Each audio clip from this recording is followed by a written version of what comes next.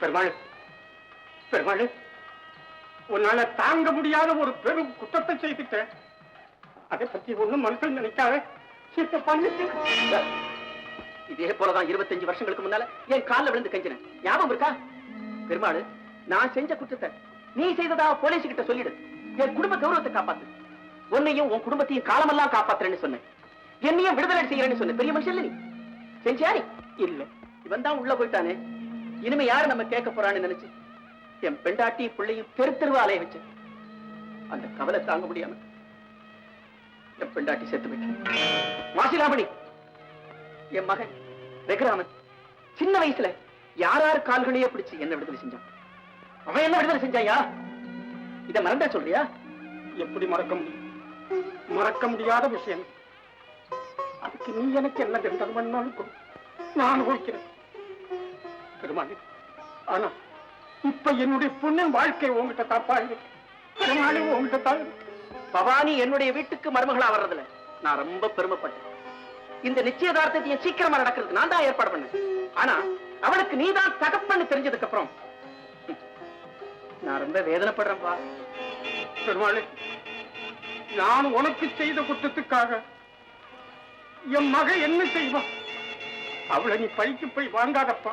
நான் யாரையும் பழிக்கு பழி வாங்கணும்னு நினைச்சதே கிடையாது. ஆனா நீ செய்த துரோகத்துக்கு இந்த கல்யாணம் நடக்கவே கூடாது.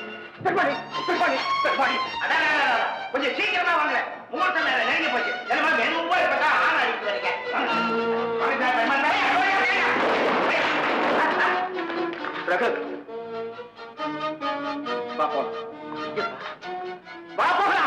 என்ன விஷயம்?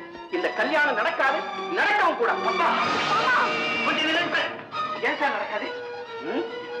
எது நடக்க கூடாது அது நடந்து போச்சு. அதனால இந்த கல்யாணம் நடக்கவே கூடாது.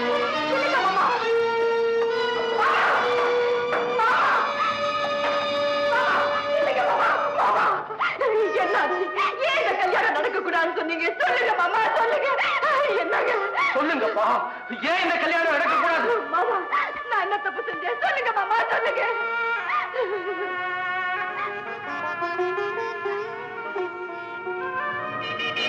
மாசிலாமணிக்கு நீ பொண்ணா பிறந்த பாரு. அதுதான் என்னங்க? தந்தை பின்னே செல்லுகின்றான் தனையன் கைகட்டி, தன்னை மறந்து வாடுகின்றாள் கன்னிமான் குட்டி. வெந்த உள்ளம் இரண்டு பக்கம் விவரம் தெரியாமல், வேதன் போட்ட எல்லை கோட்டின் விளக்கம் புரியாமல், காதல் என்னும் பாதை அது கடவுள் போடும் சாலை. காதல் என்னும் பாதை அது கடவுள் போடும் சாலை. எல்லை கோடு எங்கே? அதை இறைவன் சொன்னான் இங்கே. அன்பு கொண்டு பார்ப்பதற்கு கண்கள் எல்லை கோடு, ஆசை என்னும் தீபம் ஏற்ற உள்ளம் எல்லை கோடு, உள்ளம் எல்லை கோடு.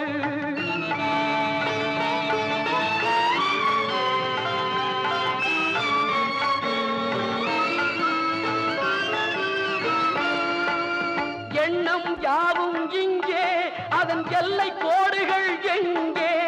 வண்ண பருவம் இங்கே, அதன் வாழ்வும் தாழ்வும் எங்கே? விதி என்பார்கள் சில பேர், செய்த வினை என்பார்கள் சில பேர். எது என்றாலும் சரிதான், இதில் எல்லை போட்டவன் இறைவன். விதி என்பார்கள் சில பேர், செய்த வினை என்பார்கள் சில பேர். எது என்றாலும் சரிதான், இதன் எல்லை போட்டவன் இறைவன்.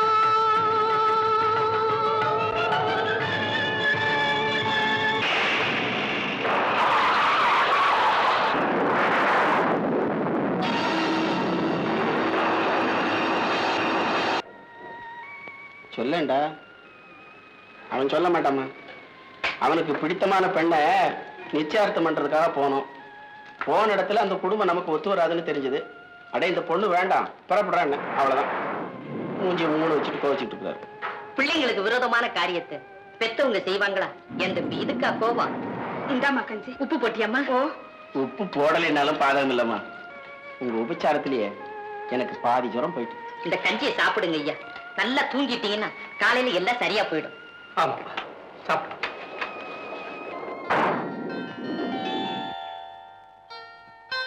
தம்பி வந்து இத கொஞ்சம் படிச்சு சொல்லுங்க தம்பி. உங்க பெண்ணுக்கு படிக்க தெரியாதா? நீங்க படிச்சு சொல்லுங்க. மத்திய சிறைச்சாலை, வேலூர். சிறைச்சாலையா? யாரு எழுதியிருப்பாங்க? இருங்க பார்த்து சொல்றேன்.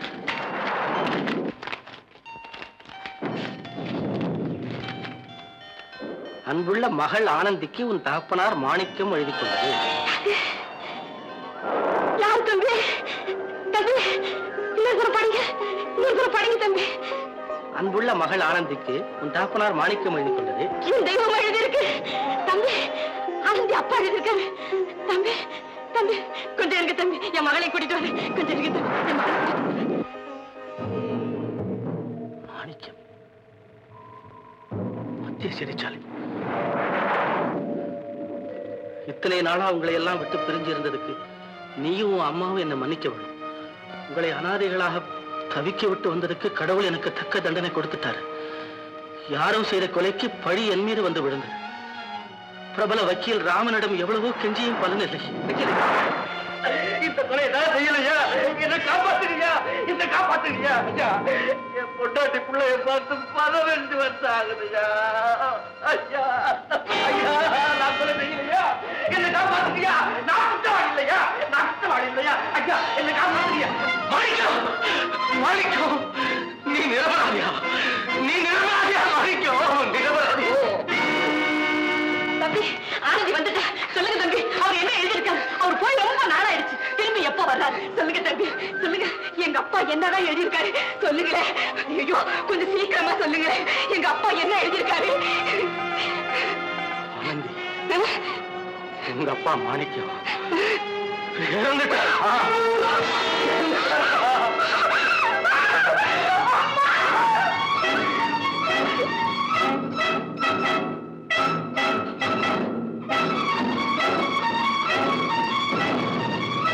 ஆனந்தி, என்னம்மா என்னம்மா என் குங்குமத்தை அழைச்சிட்டிய? ஆமாம்மா, உங்க குங்குமம் அழிஞ்சுதான் போச்சு. அப்பா அப்பா இறந்துட்டார்.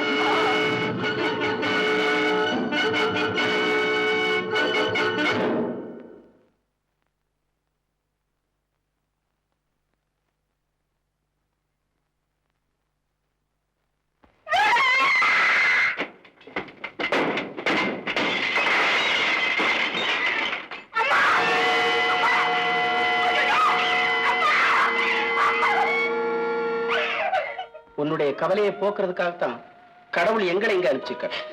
கடவுள், கடவுளுடைய துணை இருந்திருந்தா எனக்கு இந்த கதி வந்திருக்குமா? உனக்கு நாங்க ரொம்ப கடமைப்பட்டிருக்கோம்மா. நீ எங்க கூடவே வரலாம், நாங்க உன்னை கைவிட மாட்டோம். ஆமாம்மா, நீ செஞ்ச உதவி எங்களுக்கு சிறுசா இருந்தாலும் காலத்துல செஞ்சதுனால அதை நாங்க மறக்கவே முடியாதம்மா. ஐயா, என்னுடைய தரித்திரத்தெல்லாம் எடுத்துக்கிட்டு நான் உங்க கூட வரலாமா? தரித்திரம் பேசப்படாது. நீ லட்சுமி, மகாலட்சுமி. மகாலட்சுமி எங்க வீட்டுல தான் இருக்கணும், அதனால எங்களோட தான் வரணும். ஆனந்தி, உன்னை நான் எப்படியும் வாழ வைக்கிறேன்மா. பொறுப்பு வாமா. ஐயா, நீங்கதான் ஐயா என்னுடைய கண் கண்ட கடவுள். பவானி, ஏமா அப்படி எல்லாம் பேசுற? ஒரு பெண்ணுக்கு இதை விட கொடுமை வேற என்னத்த நடக்கணும்? நிச்சயதார்த்தம் வச்சு ஊரே கூடி இருக்கிற நேரத்துல இந்த வீட்டு சம்பந்தம் வேண்டாம்னு சொல்லிட்டு போயிட்டாங்களே. இனிமே நான் எதுக்காக வாழணும்? எதுக்காகத்தே வாழணும்? அண்ணா, பூர கண்ண மூடிக்கிட்டா இந்த உலகமே இரண்டு போச்சு நினைக்குமா? இந்த ஒரு ரகு இல்லைன்னா உலகத்துல 1008 ரகுராம இருக்காமா. அவங்களை யாரையா ஒருத்தர் நான் பார்த்து உனக்கு கல்யாணம் பண்ணி வைக்கிறேன். எனக்கு அனுதாபப்படுறதா என்ன? அவரை கேவலமா பேசாதீங்க. என்னம்மா சொல்ற? 4 பேர் மத்தியில உன்னை தலைகுனி வச்சவனுக்கா நீ பறஞ்சு பேசுற? என்ன தலைக்குனி வச்சிருக்கலாம், ஆனா ஆனா என் உள்ளத்துல இருந்து அவர் போகலன்னா அதே மாதிரி அவருடைய உள்ளத்திலே நீ இருந்திருந்தா இந்த மாதிரியான சம்பவம் நடந்திருக்குமா? சொல்லுமா. ஐயோ, என்னையே இப்படி சித்திரவதை பண்றீங்க. அவர் இல்லாம எனக்கு இந்த வாழ்வே இல்லை. அவரை பத்தி யாரும் எதுவும் பேச வேண்டாம். பவானி, என்ன மன்னிச்சிடுமா. உனக்கு இந்த நிலைமை ஏற்பட்டு போச்சேன்னு நான் கொஞ்சம் உணர்ச்சி வசப்பட்டு பேசிட்டேன். ரகுதான் உன் மனசுல இருக்கிறவர்னா அவரைத்தான் நீ கல்யாணம் பண்ணிக்க போறேங்கிற முடிவுக்கு வந்துட்டா. அம்மா அம்மா, அவரு காலில் விழுந்தாவது அந்த கல்யாணத்தை செஞ்சு முடிக்கிறேம்மா. கல்யாணத்தை செஞ்சு முடிக்கிறேம்மா. தம்பி, இது நடக்கிற காரியமா? உங்க அப்பா ரகுவுடைய அப்பாவுக்கு எப்பவுமோ துரோகம் செஞ்சுட்டாராம். அத மனசுல வச்சுக்கிட்டு இப்ப அவங்க பழி தீர்த்துக்கிட்டாங்க. இனிமே அவங்க மனசை எப்படி அப்பா மாத்த முடியும்? முடியும் அத்தை, முடியும். ரகுவை நேர்ல சந்திச்சு எங்க அப்பா செஞ்ச துரோகத்துக்கு என்ன பலியாக்கி என் தங்கச்சி வாழ்க்கையை பலியாக்காதன்னு கேட்கிறேன். அண்ணா, ஆத்திரத்திலே ஒரு மனசு இல்லம்மா, இல்ல, ஒரு நல்ல முடிவோட வரேன். நீ சந்தோஷமா இரு, நான் வரேன்.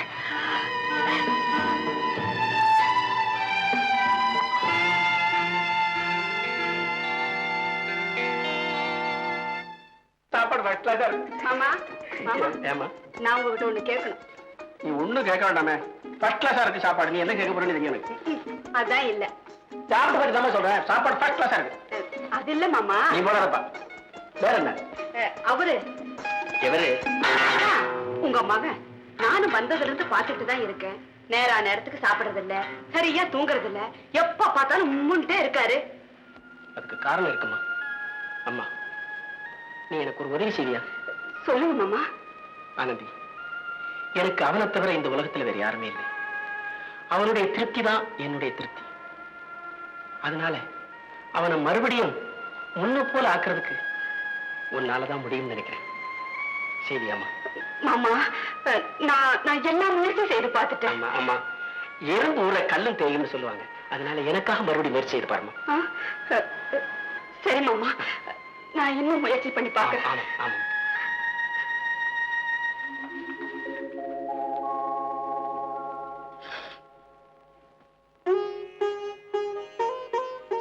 என்னங்க என்னங்க, சாப்பிட வாங்க. வேண்டாம், ஒரே தலைவலியா இருக்கு. தலைவலிக்குதா?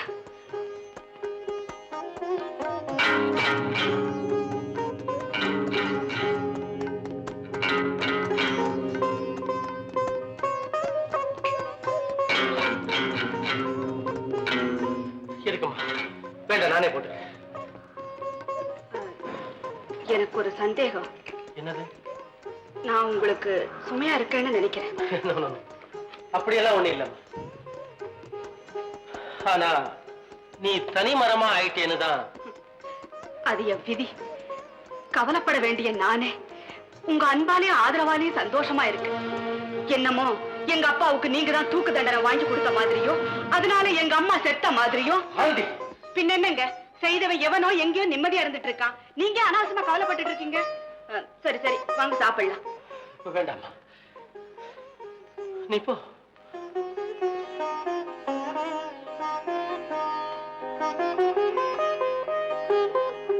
ஆனந்தி, என்னங்க, எப்ப வந்தீங்க? நின்னுட்டே இருக்கீங்களே, உட்காருங்க. ஆனந்தி, உன்னை இங்க இந்த நிலைமையில பார்த்ததுக்கு ரொம்ப சந்தோஷப்படுறேன். ஆனா அதே சமயத்துல வேதனையும் படுறேன். என்ன செய்யறது? நான் கொடுத்து வச்சது அவ்வளவுதான். அப்பா அம்மாவை இழந்து அனாதையா இருந்த போது எனக்கு இந்த வீடு ஆதரவு கொடுத்துச்சு. இது எனக்கு ஒரு கோயில், அவங்க எனக்கு ஒரு தெய்வம். தெய்வம் ஒருத்தரை கெடுத்து ஒருத்தரை வாழ வைக்காது. அத மனுஷன் தான் செய்வான். ஆனா இந்த தெய்வம், நீங்க என்ன சொல்றீங்க? ஒரு அப்பாவி பெண் மனசுல ஆசைங்கிற விதைய போட்டு அது மரமா வளர்ந்து பலன் கொடுக்கிற நேரத்துல அதை அடியோடு வெட்டி சாச்சிடுச்சம்மா உன்னுடைய தெய்வம். ஹலோ வக்கீல் சாரா, உங்களை பார்க்கத்தான் வந்தேன். என்ன விஷயம்? தொழிலாளர் பிரச்சனைக்காக நான் இப்ப இங்க வரல. ஒரு பெண்ணுடைய வாழ்க்கை பிரச்சனை. இந்த கேஸ நீங்க எடுத்துக்கிறீங்களா இல்ல? முத்து, நிலைமை தெரியாம நீ பேச. உங்க நிலைமை எனக்கு நல்லா தெரியுது. ஆனா என் தங்கச்சியோட நிலைமை. உங்க தங்கச்சிக்கு என்னங்க? என்ன ஆச்சு? அவ உயிருக்கு ஆபத்து எதுவும் இல்லை. ஆனா உள்ளத்துக்கு தான் ஆபத்து. நீங்க சொல்றது ஒண்ணுமே புரியலையே. ஆனந்தி, உன்னுடைய தெய்வம் இருக்குதே தெய்வம், அது என்னுடைய தங்கச்சியை கல்யாணம் பண்ணிக்கிறதா சொல்லிட்டு நிச்சயதார்த்தம் நடக்கிற நேரத்துல சொல்லாம ஓடி வந்துருச்சுமா. முத்து, நடந்தது தெரிஞ்சிருந்தா நீ தெரியும். எங்கேயோ எப்போ எதுக்கோ ஏற்பட்ட விரோதத்துக்காக என் தங்கச்சி பலியாகணுமா சார்? நான் சொல்றத கேளு. இனி கேட்டு என்ன பிரயோஜனம்? நடக்க கூடாது நடந்து போச்சே. ஆனந்தி, நீ சொன்னபடி இந்த வீடு ஒரு கோயில். அதுல அவர் ஒரு தெய்வம். அந்த தெய்வத்தை பூஜிக்க வர வேண்டியவங்களும் வந்தாச்சு. நான் வரேன்.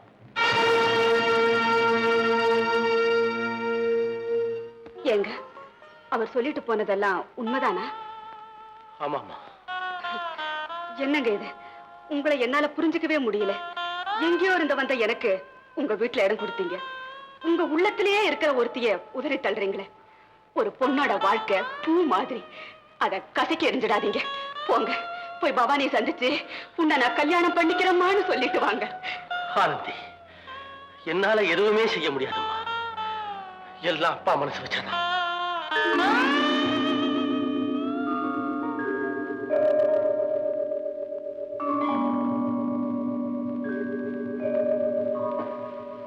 மாமா, கொஞ்ச நேரத்துக்கு முன்னாடி என்கிட்ட கேட்டுக்கிட்டீங்களே, ஞாபகம் இருக்கா?